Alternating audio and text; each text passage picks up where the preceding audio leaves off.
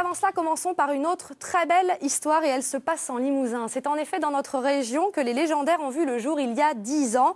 Une bande dessinée pour le jeune public imaginée par Patrick Sobral. Ce Limougeot, ancien décorateur sur porcelaine, avait alors décidé de changer de vie. Et ce qui n'était qu'un rêve est devenu réalité. 17 numéros parus, 3,5 millions d'exemplaires vendus. La série est devenue un best-seller et va très bientôt être adaptée en dessin animé pour une grande chaîne française. Une success story que nous raconte Gwenola Berriou, Valérie Agut avec Jean-François Andrieux et Chantal Cogne. Ah, c'est rasé. Ah oui, t'as raison. Ça devait être Damel ou... Il était trop bien fait. Les légendaires, hey, ils vont tous gagner. Cette chanson, Héloïse et Margot l'ont écrite il y a 5 ans, quand elles avaient une dizaine d'années. On va tous y croire. Elles l'ont même enregistrée en studio. Regarde, je suis contente, bientôt la sortie du tome 13 des légendaires. Héloïse et Margot sont ce qu'on appelle des vrais fans, de celles qui ont tous les albums des légendaires, bien sûr, mais aussi tous les produits dérivés. Alors là, t'es magnifique. Qui participent à des concours de déguisement et ne manquent aucune séance dédicace. Dès l'âge de 7-8 ans, elles ont adhéré aux aventures de ces super-héros, redevenus des enfants après une malédiction. C'est surtout l'histoire parce qu'il y a un univers propre à la série qui fait un peu fantastique. Quand on était petite, même encore maintenant, c'est quand même quelque chose qui est assez fascinant.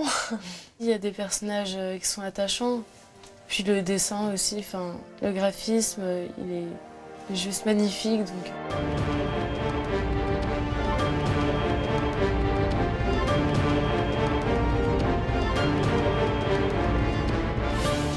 Il y a 10 ans, Patrick Sobral se lance dans l'aventure bande dessinée. Une nouvelle vie commence pour cet ancien décorateur sur porcelaine qui vient de faire partie d'un plan social. Je suis un petit nuage à chaque fois que sort un album parce que rien au départ ne disait, ne suggérait même que le succès qu'aurait cette série. En ce moment, Patrick Sobral travaille sur le tome 4 de la série Origine, un dérivé des légendaires qui revient sur l'histoire de chacun des personnages. Pour cette série, il collabore avec une jeune illustratrice en Belgique. Ok, donc c'est bien Regan qu'on voit sur le rocher. Voilà, c'est ça. Sur le rocher en arrière-plan, donc on voit le personnage de Regan qui est en train d'écrire quelque chose à la plume. Nadine est une fille, déjà, voilà, mais elle est également d'une génération, je dirais, plus jeune que moi, donc il y a des influences graphiques différentes des miennes. Moi, j'ai été très influencé par les dessins animés des années 80-90, elle plutôt par les séries des années 2000. Donc non seulement elle apporte sa petite touche féminine, mais ses références visuelles sont autres que les miens et du coup, voilà, ça enrichit vraiment l'univers des légendaires. Ses fans, Patrick Sobral les chouchoute. Chaque semaine, il consacre une journée, le mercredi, à répondre à leurs questions sur son blog. Il leur livre aussi régulièrement quelques scoops. Notamment là, j'annonce que la semaine prochaine, je dévoilerai le titre du tome 18. De temps en temps, ce sont carrément des crayonnés, des recherches de personnages, un travail en amont que le lecteur ne voit jamais, parce que ça ne fait pas partie des choses qui sont publiées dans les albums. Les fans sont accros à la série, c'est-à-dire qu'ils voudraient tout savoir avant la sortie. Hein. Voilà, ils savent que tous les mercredis, ils vont avoir leur dose, entre guillemets, d'infos et d'actu sur les légendaires. Et depuis 2 ans, à Limoges, les légendaires ont une formidable vitrine. L'un des trolley du réseau a été entièrement décoré aux couleurs des super-héros. C'est génial, parce que c'est vrai que même s'il est déjà arrivé que mes personnages soient reproduits en affiche ou ce genre de choses, jamais j'avais eu une déclinaison aussi gigantesque. Vous vous rendez compte, je crois que le bus fait 23 mètres de long, c'est un double bus, les personnages font 5 mètres de haut, c'est une exposition comme... Enfin voilà, c'est la pub idéale, quoi. Et c'est doublement génial que c'est la première fois que je monte dedans depuis le jour de l'inauguration. Donc c'est vraiment génial, hein. J'avais l'impression d'être à bord de mon vaisseau spatial dédié.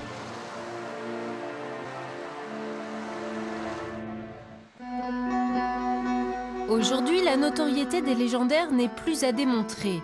Mais il y a 10 ans, c'est ici que tout s'est joué, aux éditions Delcourt à Paris, spécialisées dans la bande dessinée. Alors Patrick, Ah. les voilà. Les bonnes feuilles. On n'a pas encore reçu le bouquin, mais les bonnes feuilles sont arrivées. Montre-moi ça. Attends, tiens, prends. Viens voir. Enfin. Ce jour-là, Patrick Sobral découvre le tome 17 des Légendaires tout juste imprimé avec son directeur de collection. Ça fait bizarre vraiment de le voir à cette échelle-là, alors que sur le PC, c'est gigantesque en HD. C'est lui qui a reçu il y a 10 ans le courrier de Patrick Sobral avec les premières pages du tome 1, une ébauche à laquelle l'auteur lui-même ne croyait pas beaucoup, et pourtant l'éditeur n'a pas hésité longtemps. C'est vrai que j'ai eu une espèce de flash en lisant ça, alors que je n'étais pas du tout la cible de lecteur. Moi j'avais une bonne quarantaine d'années, c'était destiné aux enfants, et j'ai vraiment immédiatement flashé sur le truc. Est-ce que vous avez senti dès le départ qu'il y avait un vrai potentiel ? Non. C'est très bien qu'on ne puisse pas prévoir ce genre de choses. Ça veut dire que tout le monde pourrait être éditeur, entre guillemets. On n'aurait que des succès et ce ne serait pas normal. Vous ne pouvez pas parier sur quelque chose. Vous pouvez juste espérer. Et cette fois-ci, le succès a largement dépassé les espérances. 3,5 millions d'exemplaires vendus. En 2013, la série est tout simplement le best-seller en bande dessinée.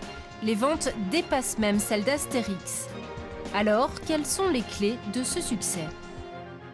Je pense simplement qu'un auteur qui est totalement sincère, immergé dans son histoire. Alors, c'est dit, beaucoup d'auteurs sont sincères.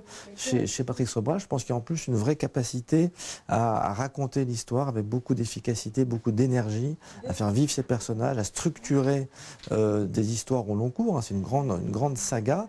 Et je pense qu'il le fait d'une manière qui est très simple, très instinctive, sans doute. Ce qui aide aussi, c'est que l'auteur a fait 2 livres par an, ce qui, en bande dessinée, est exceptionnel.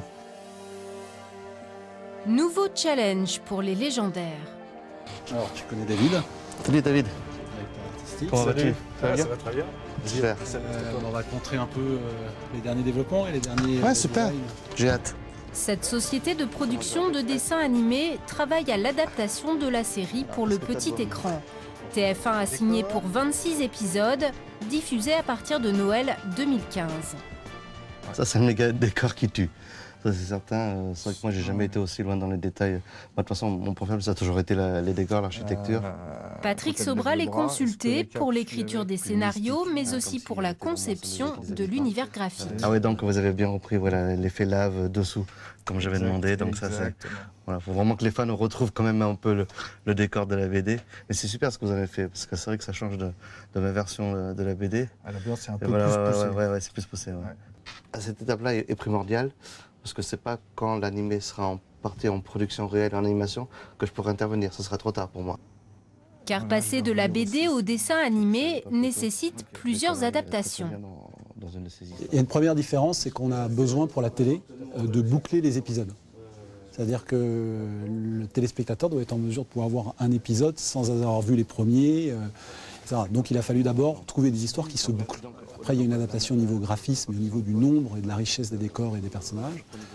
Donc il y a eu ce double travail qui a été effectué et qui a pris un certain temps. Moi, je dirais presque que la boucle est bouclée, parce que mes sources d'inspiration, c'est essentiellement les dessins animés japonais que je regardais dans mon enfance et mon adolescence. Donc c'est l'animation plus que la bande dessinée qui m'a donné envie de raconter des histoires. Donc qu'à son tour ma série devienne un dessin animé, voilà, parce qu'il y a un côté karma. Le travail d'animation à proprement parler débutera en février prochain dans les studios Blue Spirit à Angoulême. Les premiers tests de quelques secondes sont pour l'instant secrets. Il ne nous reste plus qu'à imaginer les Légendaires s'animer.